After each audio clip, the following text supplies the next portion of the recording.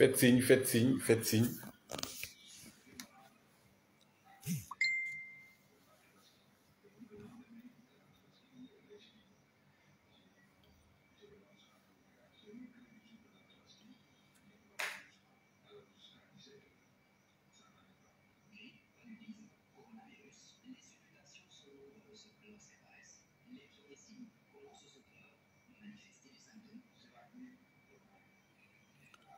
Ouais, Modou Faye est là, Mamadou Diouf est là.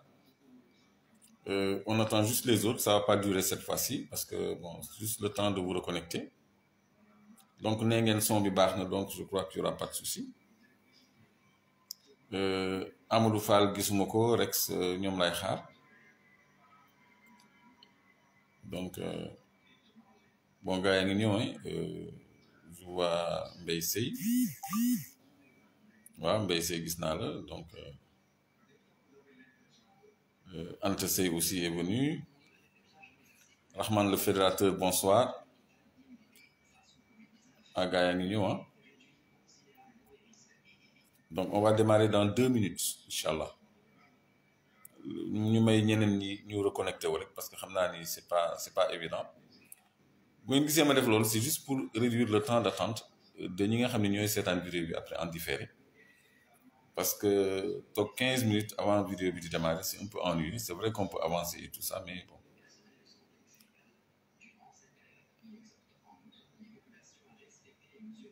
Voilà, je peux pas démarrer sans Amadou Fall. Hein. Moi, soulever la question sur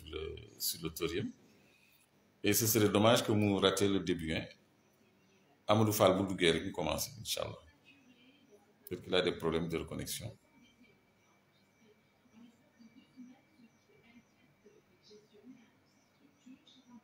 Oui.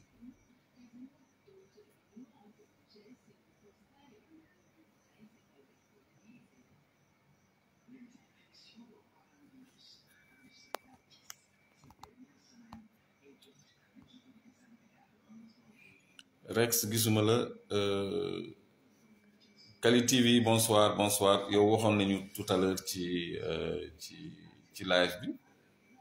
donc je vous demande de partager ça largement parce qu'on va parler de quelque chose de très important muy thorium benn minerai stratégique bu yéeme bu doy waar boo xam ne ñu bëri dañ ko dese xam te Amadou Fall soulevé woon ko ci benn post et me promettroon leen defal leen benn vidéo donc moom lay xaar Amadou Fall s'il est là mu def signe parce que gisuguma turam parce que je vois juste le nombre de personnes connectées merci Kali TV pour yéen la je suis votre serviteur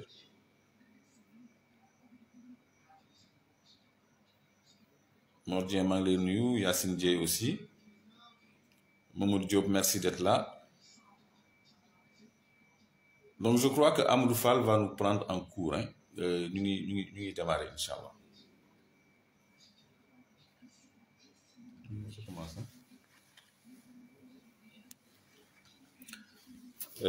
Salam alaikum wa rahmatullah. C'est un serviteur Clédor Sène. Au détour d'un poste, bu Amadou Fall def. Moo ñëw fas yéene am ak yéen tey benn waxtaan.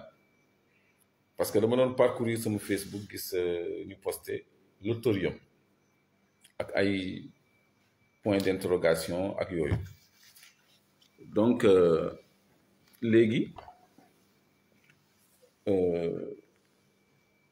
comme waxuñu ci dara voilà Amadou est là moom laa doon xaar heureusement je viens de démarrer ma ni bon c'est intéressant ñu waxtaanee thorium parce que ça m'a fait plaisir que une personne s'intéresse à ce genre de minerai. Donc, thorium, lan mooy thorium déjà tey jii bu ngeen demoon fu mel ni France wala Europe ngeen def micro-trottoir di laaj nit ñi foofu en Europe laa wax de lan mooy thorium sur 100 personnes ñi leen ciy tontu xëy na du bëri parce que du matériau boo xam ni dañ ko vulgariser trop trop trop donc noonu la fii Sénégal la nit ñi ñàkkee xam lan mooy thorium ba ci intellectuels yi ak scientifique yi donc moo tax man ma intéressé wu au poste de Amadou Fall parce que man xam ngeen lépp luy ressource naturelle ak minerai dem ciy dox daf ma intéressé moo tax ma jël ci sama temps ñëw def ceeg yéen waxtaan bi nag dañ koy def ay pàcc bu njëkk bi mooy lan mooy thorium ci boppam parce que bu njëkk sénégalais yi xamuñu woon luy zircon dañ ko doon dégg rek mais je crois que léegi ñëpp xam nañu luy zircon et grâce à la question de Amadou Fall bu ñu jógee ci live bi je crois que ñëpp dinañu xam lan mooy thorium te gannaaw live bi dinaa leen defal benn vidéo boo xam ne dinaa ci monter ay illustration ay contrat ay passage yu code minier ay extrait de vidéo yu sama débat man ak benn ingénieur ak ay firnde ay images yoo xam ne daf leen di jox de la matière et puis des restés mais tout de suite su ma paree live bi dinaa am document boo xam ne dinaa ko partager ak Sénégalais yëpp parce que yéen a ko moom muy benn convention minière boo xam ni c'est lié aux histoires de thorium là justement benn convention minière boo xam ni dinaa leen ko baaxee ba nga xam ni yéen ñëpp di ngeen mën a am petit à petit une banque de données ci contrat yi ci législation minière ci lépp. Désormais on le fera périodiquement donc bu ñu paree waxtaan bi ci surtout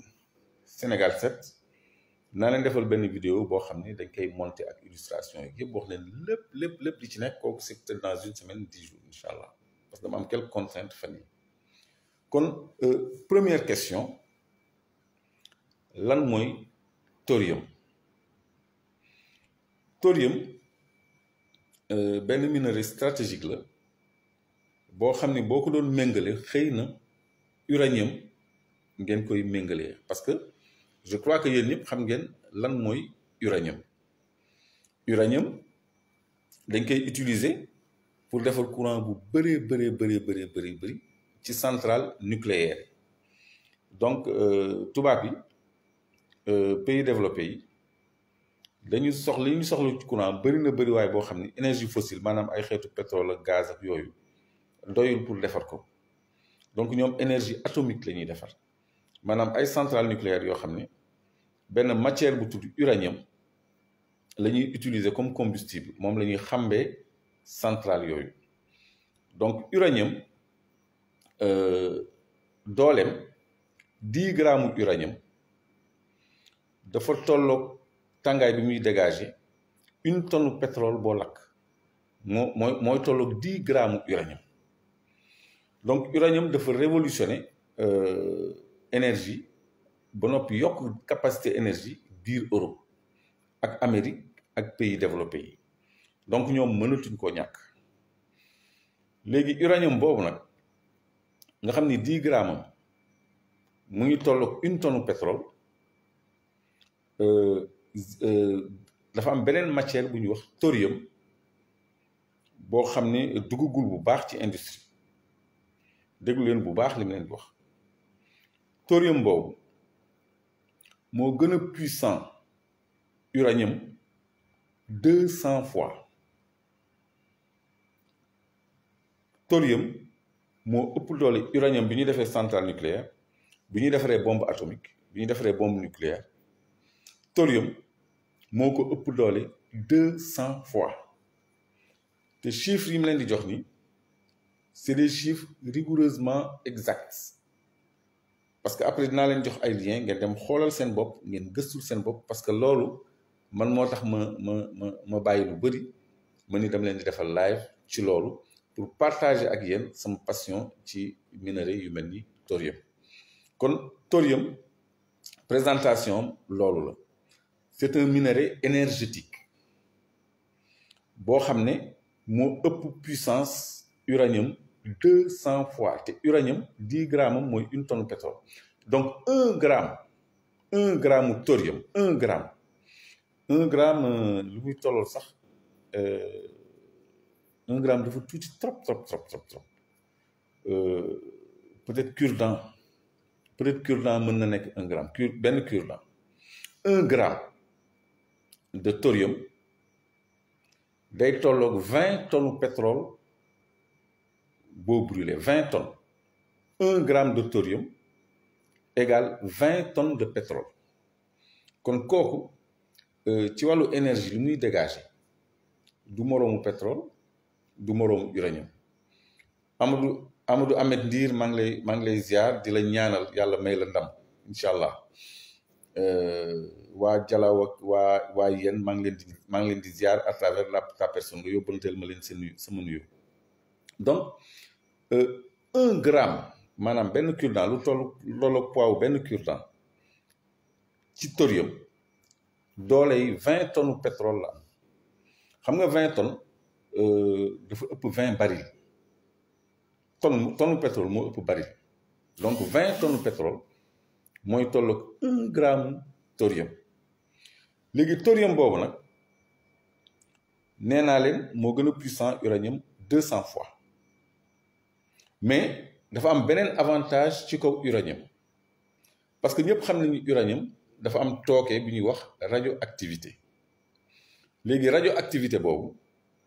danger la parce que gis nañu Tchernobyl benn centrale pour les moins jeunes dafa amoon benn accident dëkk yooyu yëpp irradié seen produit yëpp tooke dugg ko nit ñi commencé am ay malformation et cetera kooku c'était à Tchernobyl mais gis ngeen plus récemment aussi à Fukushima au Japon benn centrale nucléaire boo xam ne dafa amoon problème ñu évacuer ville bi yëpp mu nekk ay problème yu naqaree gérer parce que uranium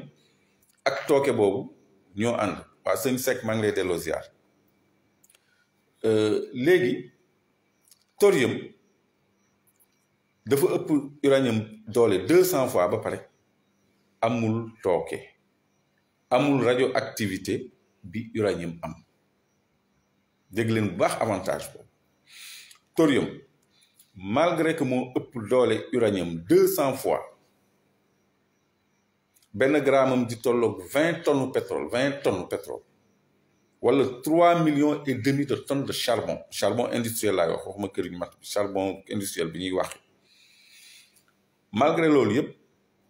moo leen gën a propre parce que amul radioactivité kon conséquence bu fekkee ni dañuy utiliser thorium pour produire énergie électricité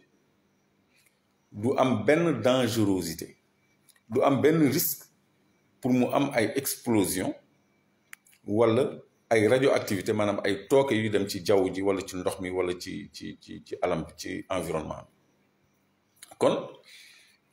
mu nekk deuxième avantage donc plus puissant et plus propre donc léegi loolu dafa révolutionner li ñuy wax transition énergétique ci àddina parce que fi mu nekk nii centrales nucléaires yi nekk à travers le monde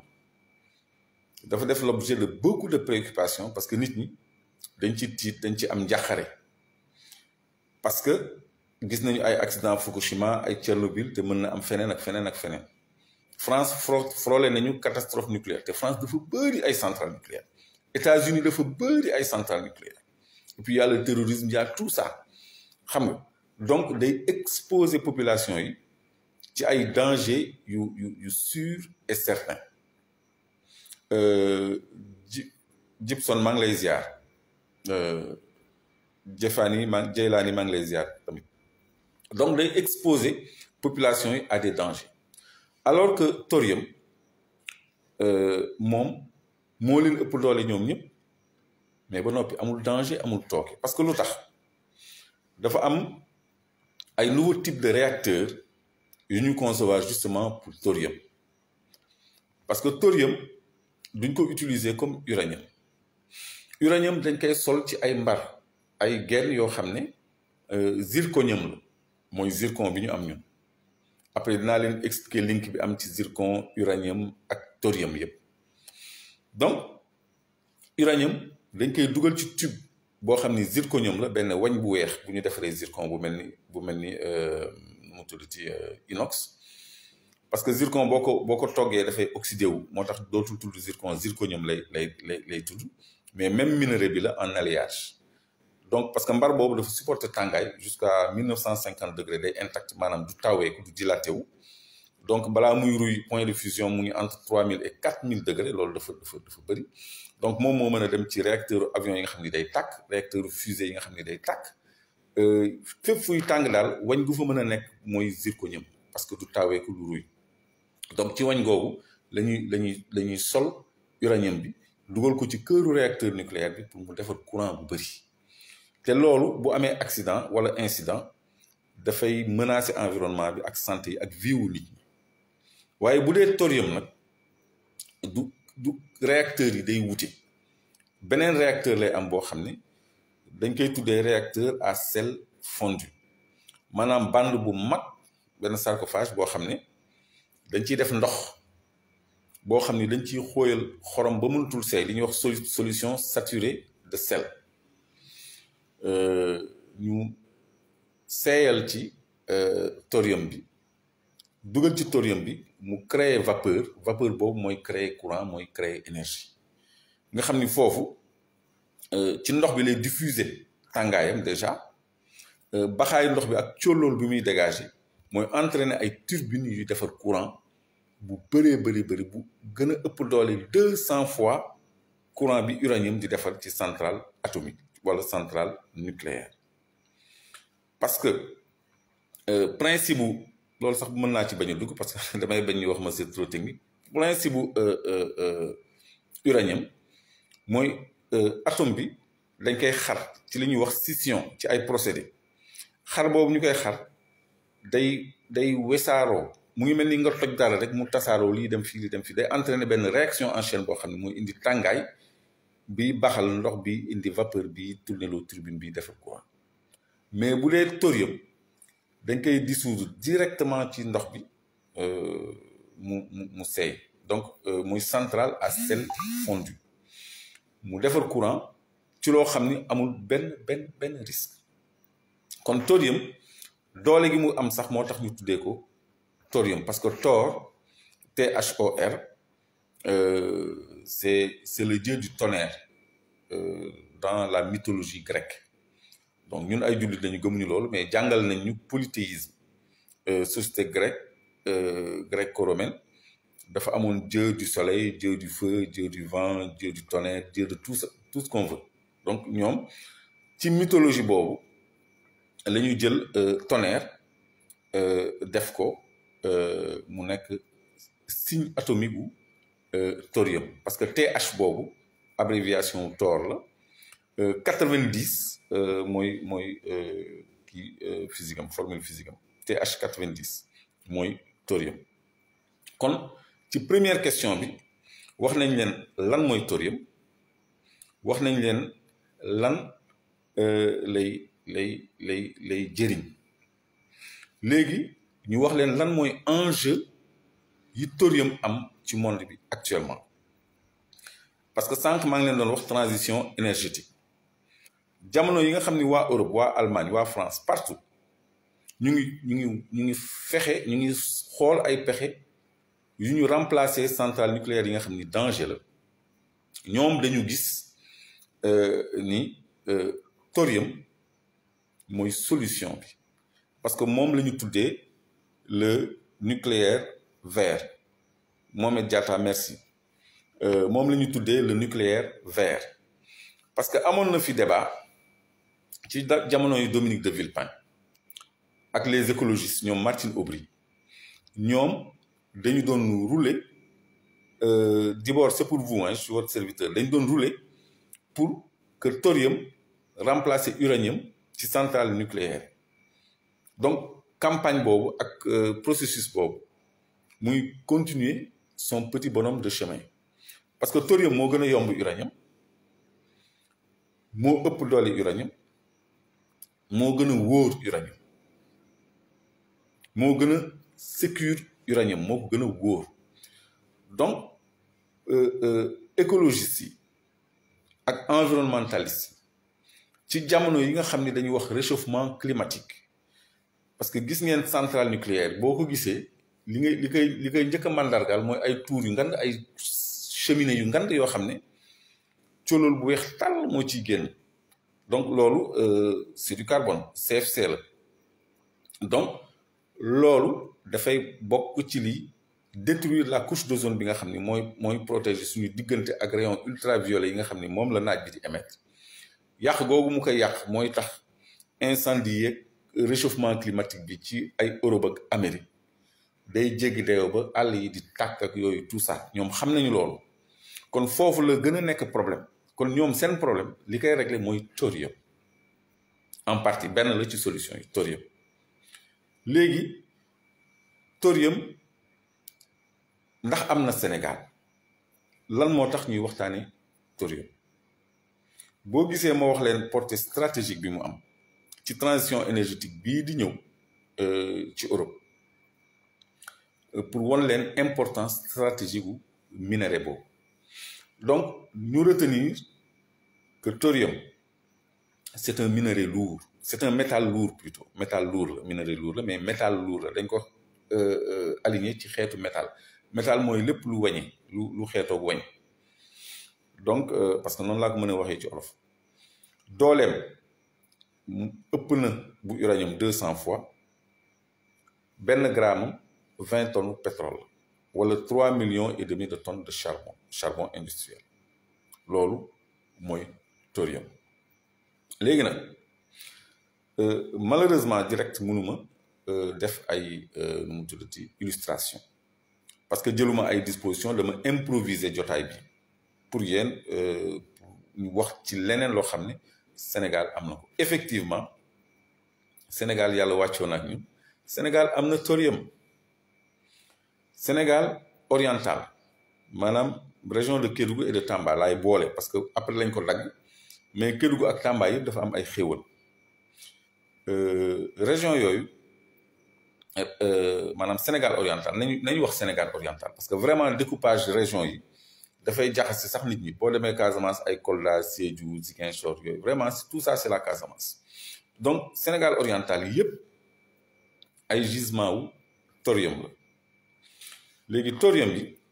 ci gisement thorium day ànd ak lithium mooy liy defar batterie yi ak beneen troisième minerai am nañu 20 gisements yoo xam ne ci document wu direction des mines et de la géologie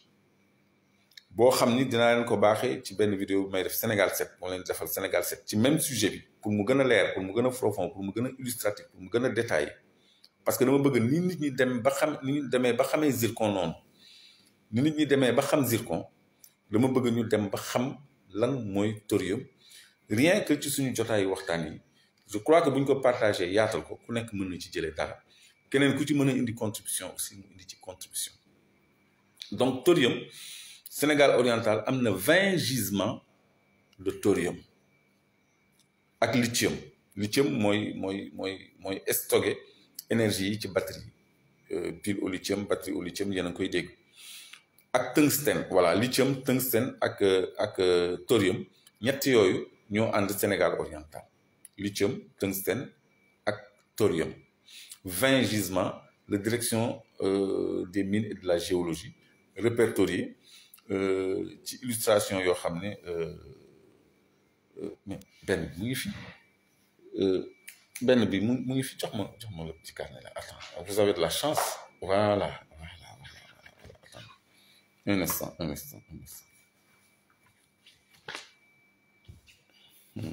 Sénégal oriental attendez baal leen ma de c'est pas professionnel mais on improvise léegi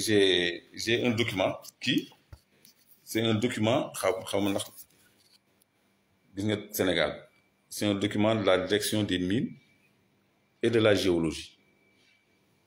ñoom la seen document la de c'est un document officiel ça gis ngeen xaar ma xool ma won leen il faut naa ni muy Dakar Sénégal oriental. Donnez-moi un moment. Voilà.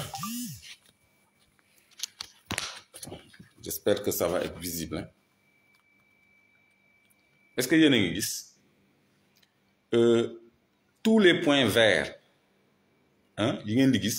lépp luy point vert gisement wu thorium la. Kii c'est la région de Kédougou. Tout ce qui est point vert gisement de thorium la.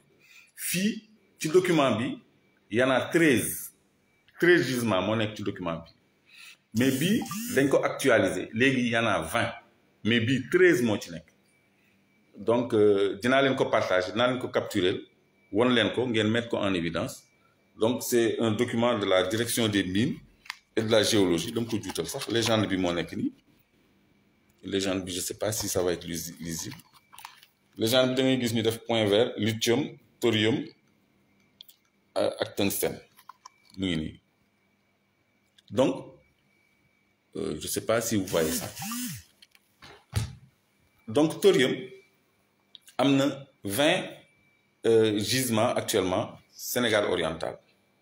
mais gisement yooyu ñu ngi koy exploiter sans licence spécifique parce que dafa mu nekk ci périmètre aurifère te ñiy gas or dañ koy exploiter waale mais foofu buñ ci sax attardé wu léegi nañu dem jogo bi nga xam ni foofu la ñuy produire zircon ilménite ak rutile.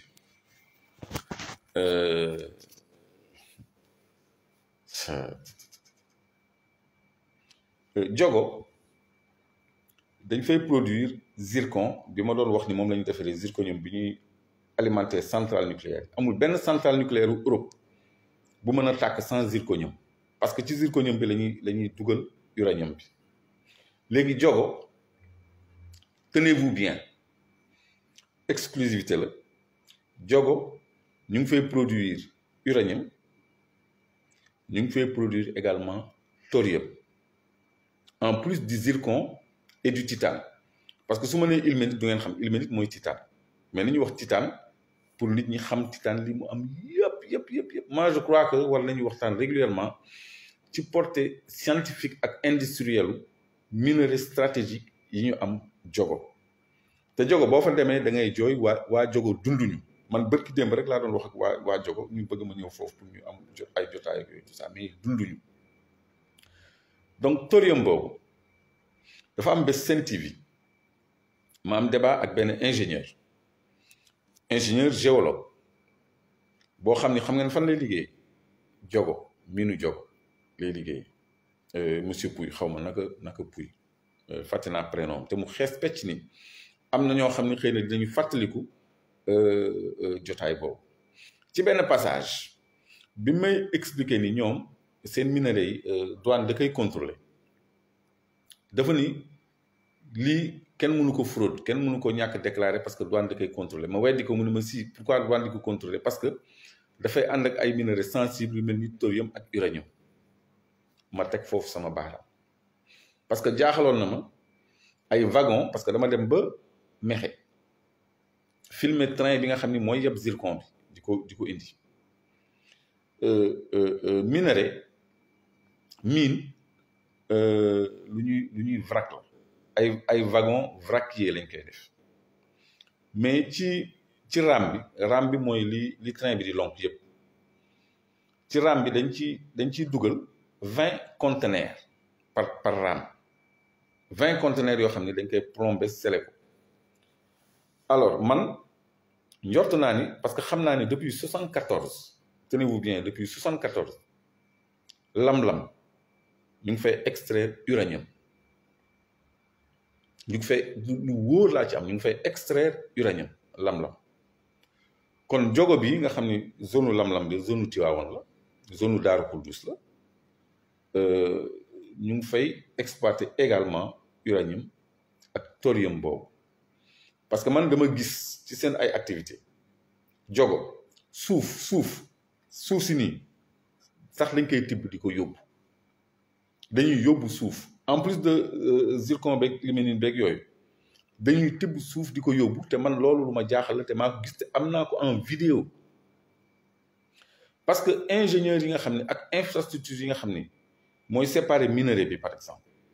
thorium bi ñooñu mënoo leen basé Sénégal fii ak seen famille di leen fay day coûter cher kon nga jël brut bi yóbbu ñoom ñu traité ko foofu sax moo gën léegi comme c'est des produits bu dee uranium c'est un produit radioactif donc il faut ñu jël ay précautions de transport moo tax ñu koy def ci conteneur yoo xam ne dinaa reprendre sama œil citoyen teg ko ci navettu train wu zircon beeg uranium bi pour ngeen constater par vous-même que ram bi toujours dafay lonk ay conteneurs te conteneurs yi bu ñu ko teggee ci ram bi à cause de cette surveillance di ko def ci ay camions tamit ñun dinañ ko xam parce que ay Sénégalais ñooy liggéey foofu te dinañ ko mën a topp donc loolu lu ma jaaxaloon la mais ingénieur bi moo indi réponse bi parce que nee na foofu dañ fay extraire uranium ak thorium daf ko rëccale nag parce que moom xam na ni nit ñi xamuñu ni thorium mais xamul ni man la jàkkaarloo dama bàyyi mu jàll ci émission bi dugguma sax ci biir donc thorium ñu ngi koy dugal ci wagon yooyu ak uranium di ko yóbbu tous les jours ci miinu Diogo te li ci doy waar mooy convention bi lié MDL parce que MDL moo signé convention bi après la nekk CGO ñoom Tizir ak Eramet dugg ci actionnariat bi ñu tuddee ko GCO mais MDL bi nga xam ne mooy exploité or bi Sabodala moom moo am licence su zircon bi mais xam ngeen français yi ñoom dañuy xaar ba ñu joxe ba pare ñoom ñu ñëw di laaj seen wàll comme Total ni mu def rek comme Areva tam ni mu def parce que am na benn miinu uranium bu nekk Sénégal oriental boo xam ne benn société sud-africaine bu tudd Uramine moom lañ ko jox licence moom lañ jox licence bi mais Areva dafa jënd Uramine rien que pour teg loxo ci réserve uranium mu Sénégal parce que moom Niger lay jëlee uranium donc information supplémentaire une société sud-africaine am na fi licence d'exploitation d'uranium fii Sénégal oriental bi ko Areva bëggee dafa ñëw racheter licence bi société bi ci boppam plutôt Uramine ci boppam la Areva racheter ci condition yoo xam ne sax ay maguy am na ci bu ngeen demee internet ngeen tàppe Uramine Areva scandale y a une dame la dame de Areva là elle est au cœur de trop de corruption et de scandale moo tax ci domaine boobu li fiy rus ci xaalis ñun mënuñu ko sax njort c'est de la haute très haute corruption c'est une dame j'ai oublié son nom mais j'ai pas préparé l'émission j'ai ces vidéos ces images et tout parce que man dama leen toppee mbooro dama leen di lijjanti man maay seen bët je fais ma mission de vigie citoyenne donc ci achat wu Uramine boobu sax y a eu des scandales d'argent dafa sax jaarul yoon mais Areva fexe na ba teg loxo ci société bi nga xam ni moom moo am permis exploiter uranium bi nekk Sénégal oriental donc xam nga Sénégal bu ñuy wax affaire exploitation uranium day mel ni léeboon ak lippoon toujours ci document direction des mines fii boo demee ci fiche numéro 17C anam fiche numéro 17C di ngeen gis ni uranium commencé nañ ko exploiter Sénégal ak zircon depuis 1961 xam naa di ngeen ni waa ji li muy wax ni yéeme na mais toujours man damay am firnde 17C 17C 16 17A 17C mu ngi nii fiche numéro 17C xoolal leen seen bopp lu ñu bind du uranium xaw ma ndax leer na est-ce que leer na de toute façon yii yëpp dinaa leen ko capturer fiche numéro 17C moom la ñu bind ni uranium uranium. Donc ci lañ lay expliquer année bi nga xam ne commissariat à l'énergie atomique man nag j'ai pas du nekk sama bëti baaxu sinon ma lii leen déglu leen. La recherche d'uranium a été au Sénégal oriental depuis les années, a été menée au Sénégal oriental depuis les années 1950. 1950, là, par l'organisme en charge du nucléaire français, soit au départ par le commissariat à l'énergie atomique, CEA, devenu plus tard Compagnie Générale des Matériaux Atomiques, COGEMA. Donc la COGEMA a intensivement exploré l'uranium au Sénégal oriental dans la période de 1975 à 1985. Lii, c'est les documents de la direction des mines et de la géologie. C'est pas Clédor qui le dit. Man xaw ma ne sax maa ngi lii fii pour man c'était à Dakar donc je suis un peu dispersé dama nekkul Dakar donc on poursuit. L'exploration d'uranium a été relancée à partir de 2007 à la faveur de la flambée des cours de l'uranium. Le détenteur du permis de recherche de Saraya Est, c'est dans la zone de Saraya, la junior sud-africaine Uramine a été rachetée la même année par Areva, ex-Cogema. Parce que Areva, moo nekkoon COGEMA maanaam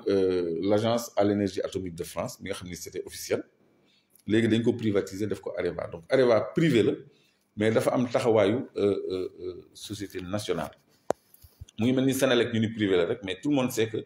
état non Sénélec sax privé Sénélec société nationale Areva privé la mais état France moo nekk ci gannaaw kon uranium yàgg nañ ko fi exploité ñu dellu si ci thorium bi. kon thorium bi MDL laa doon disais-je moo am convention bi digganteem ak état du Sénégal mais lu doy waar moo nekk ci convention bi dinaa leen ko parler appel moo dagg sama live bi les gens oh là là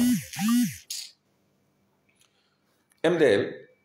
convention bi ko lié ak état daf ko may mu exploiter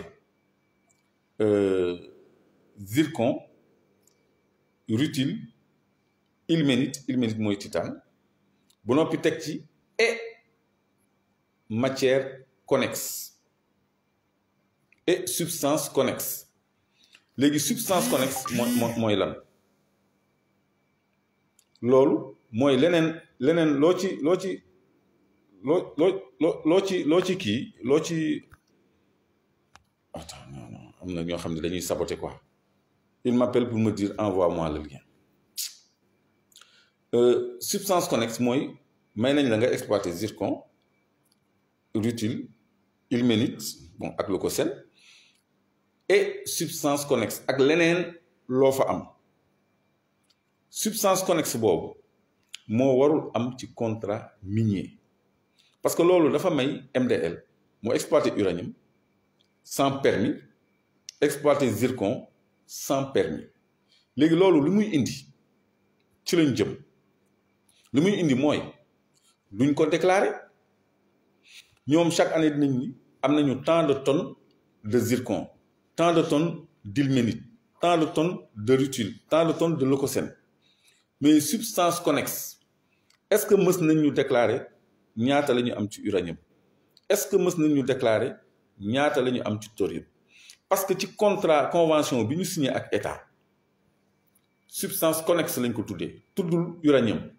tuddul thorium bu dee diamant bu dee leneen tudd ko donc loolu je crois que manque de patriotisme la bu suñu njiit yi nekkee asaaloo alalu Sénégal la parce que lépp lu fiy génn dafa war a am convention minière ak contrat bu leer thorium bi dafa war a am contrat uranium bi dafa war a am contrat yeneen yi ciy génn te xamaguñ ko dafa war a am contrat comme ni ko yeneen yi amee ñu xam chaque année ñaata tonnes la ñu am ci tel minerai lan la ñu jural ci xaalis ba noppi ñu dugal ko ci budget bi mandargaal ko ci mais bu fekkee ni kii gas or am na thorium ak lithium nga xam ni c'est important ak tungstène boo xam ni mu ngi koy exploiter en dehors de l'or parce que convention am dañu ni or argent et substance connexes loolu moo war a jeex moo tax ma bëgg ñëpp intéressé wu ci législation minière maanaam code minier ak code pétrolier ñu ciy càmbar pas lépp mais yenn dispositions yi nga xam ni moo gën a important ci suñu koom-koom ak ci suñu alal parce que foofu la ñuy reyee parce que convention bi bu ñu ci bindee substance connexe rek yow léegi yow loo for yaa moom loo wàq yaa moom suñu yoon nekku ci duñ ko déclarer et loolu l'État y trouve son compte parce que moom ingénieur bi ma doon débattre moom xam na ni thorium mu ngi génn foofu xam na ni uranium mu ngi génn foofu xam na ni ay mine ay phosphate ak ay zircon ak yooyu kenn du ko dugal ci conteneur ci wagon vrac yi lañ koy dugal kon ñoom seen biir xam nañu donc li ñuy rawale te nekkul ci contrat yi ñu koy signé lañ cee joxe ci suuf ñoom ñoo ko xam parce que ñun mais dañuy nelaw xam nga kiy dundee sa nelaw non seulement du bëgg nga yeew mais du bëgg kenn jóg di la yee moo tax nañu ñaan rek nit ñi continuer di intéressé wu ci sujet yi parce que Amadou Fall bi muy wax thorium peut-être xamul sax ni intérêt boobu la am wala intérêt boobu la ma am ak man léegi li mu ma intéressé noonu laa bëgg mu intéressé leen yéen ñëpp moo tax su live bi passé parce que muy waaj a jeex dinaa leen partager ay documents dinaa leen defal ay liens ngeen dem xool parce que gis nga en matière d'énergie gis nga bulu thorium bu toll ni égal bu mag xam nga égal amoon na yu ndaw amoon na yu mag xam naa xale yi xamatuñ ko quoi bu toll noonu ci thorium mën na satisfaire besoin énergétique u benn européen maanaam pendant 99 ans c'est-à-dire toute sa vie parce que durée de vie àggatul 99 ans oto mën na fonctionner au thorium benn bulu thorium bu ndaw mën na dawal oto 100 ans doo jënd carburant yooyu ay révolution à venir la yoo xam ni dafa am ay obstacle technologie yooyu yëpp ay sujet la yoo xam ni dañ ciy ñëwaat dama leen koy brossal pour ngeen xam enjeu yi ak blocage yi enjeu yi mooy loolu énergie propre pas chère et en abondance blocage yi mooy industrie yi mu nar a lor da ngay xool comme le solaire par exemple moo tax ñun africains ñun sénégalais on doit s'ouvrir aux matières scientifiques dañu war a réadapter les curricula de formation à nos besoins de développement parce que dañu war a dem dans la transformation de ce que nous produisons comme minerai solaire dañ ci laxas jaan maanaam dafa am benn clé technique xam nga démontrer nañu ni avion mën na naaw ak énergie solaire da ngeen di tàppe Solar Impulse comme impulse Solar Impulse benn projet benn avion la bu def tour du monde te ay panneaux solaires moo nekk ci kër y a un bateau boo xam ne ay panneaux solaires moo ci nekk parce que avion du naaw ci kër bateau du naviguer ci kër parce que géej amul kër en Ouganda ils ont créé des bus et des camions yoo xam ni ay panneaux solaires ak batterie kese la am moom lay doxee parce que camion aussi du daw ci kër ñoom ñëpp ci naaj la ñuy daw te Afrique ak dëkku naar yi maanaam ay Arabie Saoudite Koweït ak yooyu c'est des pays à fort taux d'ensoleillement ba noppi dañu am gaz am pétrole boole ci donc nous avons l'énergie léegi nag énergie bi nga xam ne moo gën a yomb muy solaire buñ ko mettre à notre disposition techniquement nga xam ne suñu ay oto dootuñu soxla sax ay thorium yéeg ay yeneen xeetu carburant yi lu dul énergie solaire ma jox leen benn exemple bu ngeen demee ville chinois yi indi woon nañu fi ay scooter électrique ay genre vélo yu yaatu ci la ñuy teg seen bagage yi doo dégg moteur doo def dara c'est électrique kooku mën nañ ko charger au solaire mën na daw tout ce qui est électrique peut marcher au solaire. gis ngeen aussi ay jaaykatu crème glace borom chariot yi ci kaw chariot yi mais panneau solaire lañ ci teg de mais dem leen ngeen jënd ñu tijji leen congélateur bi dafay congeler bay saxaar te naaj bi moo koy seddal noonu te ñun mënuñu def climatisation solaire ñu ngi bëgg a dee dañuy importer le fuel di ñu ko lakkal Senelec def ko courant jox ñu ko jël ci ay taxes xam nga mu cher ba boo taalee clim tuuti sax daal di fay wala nga ragal koo taal nekk Tamba di ñàkk nekk Kaolack Touba tàngaay di la bëgg a rey boo taalee courant sa poche du ko fekkee kon am na ay solution yoo xam ne dafay lor ay industriel parce que tey jii bu fekkee ne da nga am benn scooter ñu jël lu simple comme scooter solaire ça existe yoo xam ne c'est électrique ay 24 volts énergie solaire moo koy recharger bu fekkee da nga jël un scooter électrique par exemple pièces yu wala une voiture électrique pièces yu bëri dootoo ko soxla d'abord pot d'échappement buy génnee saxaar électrique du ko soxla boo xoolee vélo chinois yooyu mënul am soxla pot d'échappement nu mu tuddati bougie du ko soxla radiateur buy seddal moteur bi du ko soxla nu mu tuddati ay soupape mooy fii moteur bi di def explosion ak compression du ko soxla donc nu mu tuddati boîte bi nga xam ne mooy def moteur bi yooyu yëpp du ko soxla du soxla yooyu yëpp dina bëri ay pièces yoo xam ne du soxla par exemple huile de refroidissement huile de graissage da ngay soxla pour les pignons et les trucs mais du soxla huile de refroidissement par exemple xam nga yooyu yëpp dañ koy liquider donc industrie yi produire yooyu mais après dañuy tëj du ñu dox Bosch bi produire ay bougie dootul soxla bougie kii liggéey ay soupape dootul soxla ay soupape kii liggéey pot d'échappement ak ay pot catalytique mooy yi nekk ci biir pot d'échappement mais ñooñu dootuñu ko soxla parce que loolu yëpp dafa dul amati njëriñ kii defar carburateur bi nga xam ni mooy ak ay nourrice ak yëpp yi nga xam ni mooy tax carburant bi di jàll ak yooyu di ko gérer ak tout ça di ko filtrer ak yooyu yëpp dafay out donc pour maintenir industrie yooyu moo tax solaire ñu laxas ci jàng parce que nanotechnologie xam naa di ngeen ni kii moom bëgg na nanotechnologie ay sciences yu bees la moo tax ma ni ñun dañu war a jàng ñun africain ay sciences yu bees la yoo xam ne dafa génnee ay nanomatériaux ay matériaux yoo xam ne existé wul à l'état naturel mais ay matériaux composites la am na benn professeur américain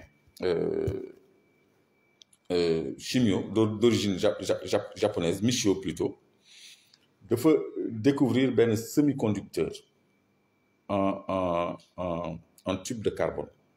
nanotube de carbone plutôt nanotube de carbone benn matériau composite la bu révolutionnaire léegi semi-conducteur boobu mu trouvé dafay yokk capacité accumulateur yi maanaam batterie yi pour mu mën a denc courant da koy multiplier lu bëri yoon ba nga xam ne lu tuuti lu day nii mën na ëpp courant ay ngandem batterie solaire yoo def ci néeg ba mu fees xam nga loolu bu amee kan lay jëriñ Afrique ak Orient dëkku naar yi ak ñun Europe amuñu naaj on ne s'est pas intéressé à ça mais ñun ñoo war a intéressé wu ci résultat recherche yi nga xam ne dañ ko breveté ba pare dafa disponible donc nañu orienté wu vers la recherche vers l'enseignement scientifique et technique Afrique fii am na tout le potentiel pour dem donc de cette même façon thorium bi aussi dafa am blocage parce que ñi nga xam ne dañu am seen industrie nucléaire Areva mi nga xam ne dafa teg loxo ci ay mines ay Niger ay partout def ci investissement def ci ay milliards yu bëri thorium bu ñëwee moom mooy loolu yëpp say ñàkk na ko enjeu yooyu moo retardé la transition énergétique en Europe ba ñoom ñu ngi bëgg a wékku ci gaz wala hydrogène parce que hydrogène tam dañ ciy defar énergie donc lii laa leen indiloon tey ci thorium damay bañ a guddal parce que je crois qu'on a fait 1 heure de temps man j'ai pas l'habitude de live mais sujet la boo xam ni lu ma intéressé la moo tax maa ngi remercier Amadou Fall mi nga xam ne moo publié ce petit post là ma réagir à ce petit post là pour sama contribution parce que man lii mooy sama yitte lii mooy sama passion li ñu am ñu xam ko li muy jëriñ ñu xam ko liñ ci mën a am ñu xam ko fu muy jaar bu dee yoon la wala du yoon aussi ñu xam ko kon fan yii di ñëw dinañ wax lu bëri ci thorium parce que mënuñu ci wax lépp pour récapituler rek thorium TH90 mooy formule physique am ñu ngi ko jëlee ci Thor le dieu du tonnerre ndax doole gi mu am parce que uranium bi nga xam ni 10 grammes am mooy tolloog 1 tonne pétrole thorium da ko ëpp doole 200 fois Touba ndeysaan mës naa dem di waxtaan ak sëñ Ndafay imam te muy xutba tous les vendredis moom vraiment scientifique la intellectuel la ñu doon wax ci zirconium ak thorium parce que sànq maa ngi leen naan zirconium wañ la goo xam ne dafa supporter tàngaay ba moom rek moo mën a dem ci fii tàkk comme réacteur nucléaire wala réacteur ou fusée wala ci yeneen yoo xam ne dafay am chaleur parce que ba 1950 degré du tawee ko te four bi ñuy lakkee mburu àggul 300 degré te gis nga boo ci dugalee xar pour michu ko sax mu ñor xom ba yax yi weex te lële 1950 degré day intact thorium aussi nga gis doole gi mu am te yooyu mu nekk ay métaux métaux mooy lépp lu xeetoo wañ ay métaux lourds donc may wax sëñ Rafa est-ce que loolu sax du wañ bi yàlla doon wax ci le fer surtout le hadid xam nga le fer da nga ciy déggee en français le métal parce que métal mooy lépp luy wañ parce que dafa ni wàccee nañu wa anzalna al hadida on a fait descendre le fer fihi baxsun shadid dëxëñ ci doole bu rëy donc boo xoolee doole jooju da lay renvoyer thorium parce que c'est 200 fois plus puissant que l'uranium fi mu nekk nii gisaguma lu ko ëpp doole ci àdduna fihi baxsun shadidu wa manafihu linnaas donc dañ cee dëxëñ doole bu rëy ak njëriñ bu bëri ñeel nit ñi njëriñ boobu bi ci jëkk mooy énergie mais zirconium bu ñu doon wax njëriñam yëpp aussi ak thorium day mel ni problème mu monde bi yëpp mën na ko régler ci wàllu technologie de pointe ak industrie parce que sarcophage bu ñu defaree zirconium bande radioactivité boobu ma leen doon wax ni moo lor waa Fukushima ak waa Tchernobyl mën na koo contenir pendant figurez-vous bien 2000 ans point demee Wikipédia gis ko bande bu ñu defaree zirconium du jàll radioactivité yi du ko jàll parce que dafa perméable aux neutrons mën na contenir ay déchets radioactifs pendant 2000 ans xam nga 2000 ans bëri na de Jésus-Christ bi mu juddoo ba léegi 2021 ans la diir boobu presque sarcophage zirconium mën na ci contenir radioactivité ak yeneen propriétés yi mu am ci nucléaire ci technologie de pointe ci aéronautique ci communication ba noppi dañu nekk conducteur d'électricité en même temps beaucoup plus conducteur que le cuivre bi nga xam ni c'est un conducteur par essence donc loolu mooy ñun li ñu am moo tax ñu war a orienter suñu jàngale ci science ak technologie ba nga xam ni li ñuy produire ëllëg ñu mën a am ay industrie de transformation même bu dee ci njëlbeen bi da ngay wut partenaire technique def transfert de technologie ñu mel ni chinois yeeg indiens yeeg russes yeeg brésiliens yi ak iraniens yi gis ngeen ñu iraniens yi ñoo nañu fii di ñu defaral ay bus indi seen ay pièces yooyu genre coopération la yoo xam ne mën na dem ba ci formation ñuy defar suñu ay propre panneau solaire di defar suñu ay propre type de zirconium di ko jox industrie di ko jox centrale nucléaire Europe yi di defar ay pièces avion ak ay pièces fusée pourquoi pas normer ko ISO nga xam ne ki nga xam ne mooy producteur pièce mooy ñëw fii defar ko ci suñu matière première ak ci suñu personnel bu yàggee ñun ñu mën ko comme ni Chine imposé ñu defar TGV ci dëkkam au lieu ñu koy jaay jël ay ingénieurs ak ay techniciens ak ay ouvriers chinois ñu koy liggéey ba léegi ñoom ñuy liggéey seen propre TGV ba mujj nañu créer benn train boo xam ne moo gën a yéeme sax TGV nga xam ne diggante fii ak Touba 18 minutes la koy daw ay 600 kilomètres/heure donc loolu mooy option bi nga xam ne ñun war nañ ko am te loolu pour ñu am ko il faut ñu am ay njiit yoo xam ne dañoo am gis-gis am souveraineté am patriotisme kon maa ngi yemale fii waxtaan ba beneen yoon comme promis dinaa leen partager yenn documents yi ngeen mën ko xool salaamaaleykum wa rahmatullahi taala wa barakatu merci beaucoup.